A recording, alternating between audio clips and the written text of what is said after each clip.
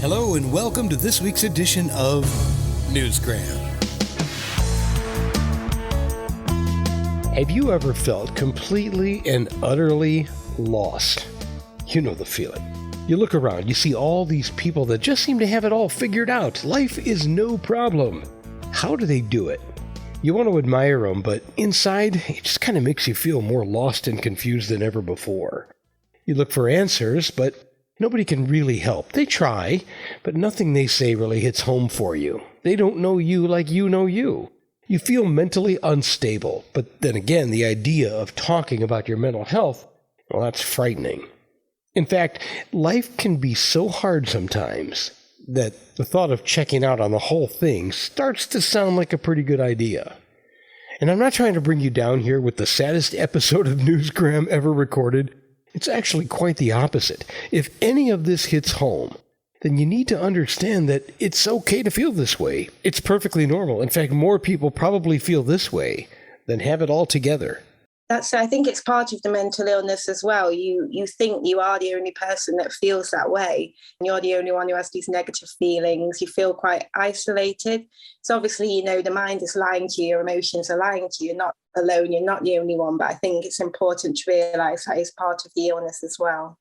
So true. And nobody knows about this better than Rudo Savage. She's author of a new book called The Words of the Lost Soul.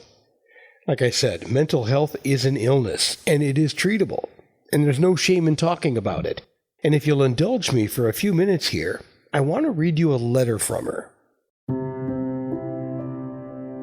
I want my readers to have an understanding that there's no shame in struggling with mental health, and that it is so important to be open about this. I was so ashamed to admit that I was struggling because I had a reputable career, and I was a mother.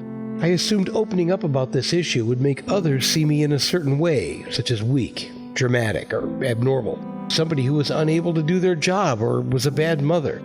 The irony of the situation is that I was more determined not to be open and to ask for the help that I needed. As the overwhelming emotions continue to increase, leading unto me nearly losing my life, I have found from opening up that it's very clear that a lot more people struggle with these issues than initially thought. Many people actually show compassion and an interest in the topic because of this. Secondly, I want them to have an understanding that everyone's life paths are beautiful and unique.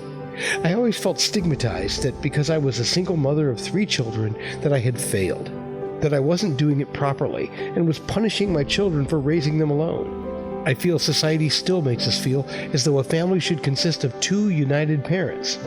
I also doubted the fact that families can be wonderful however they're formed or present. And I want to apply this way of thinking to my readers with regard to whatever chapter they're in life or whatever path that they're currently on.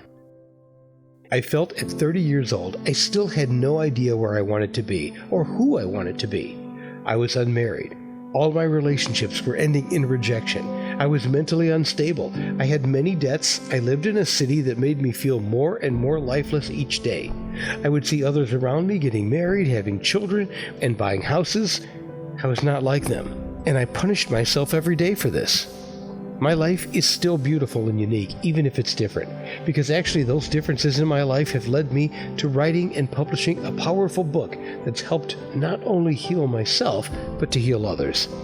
I know a lot more about who I am and where I want to be. I still don't know it all, but I'm very much at peace with that. And that's what makes life magical, the mysteries of what can be and what is to come. Lastly, I would want them to know that pain is temporary. People are a lot more resilient and stronger than you think. It's never easy to endure the hard times, but like the seasons, they pass. And we look back with admiration and a newfound sense of growth, that we did it then and we can do it again. I actually feel like it was more detrimental to be quiet about my mental health because it led me to nearly losing my life. I had to seek the help and there was no running from it anymore. Actually, I did have quite a wonderful experience from it. My work were very supportive, my parents were very supportive, my friends were. Social services were involved because of the nature of me being a single parent and struggling, but it was more in a way that was supportive as opposed to something that I needed to be scared of, if that makes sense. And writing the book and hearing people respond back, you would be surprised how many people feel that way, feel like they're struggling, but feel like they can't say anything. So again, it was quite comforting to know that quite a lot of people do feel that way. And I'd like the purpose of the book to let others know that it's okay to feel that way, that they're not alone, that there's no shame in it, and there shouldn't be a stigma in it either. When we learn to shine a light on the dark places of our lives, the improvements seem to have a way of coming to us in abundance. In her book, she tells her story, her 15-year battle with mental illness, and how she found her way through it all. And while 15 years seems like a long time, especially for someone in her early 30s, she offers this advice. Hard times do not last. You are enough as you are. There's nothing wrong with you. It's completely normal to suffer with mental health. It doesn't make you less of a person or a bad person. Please seek the help if you need it. You are enough. You will get there. Just give it time.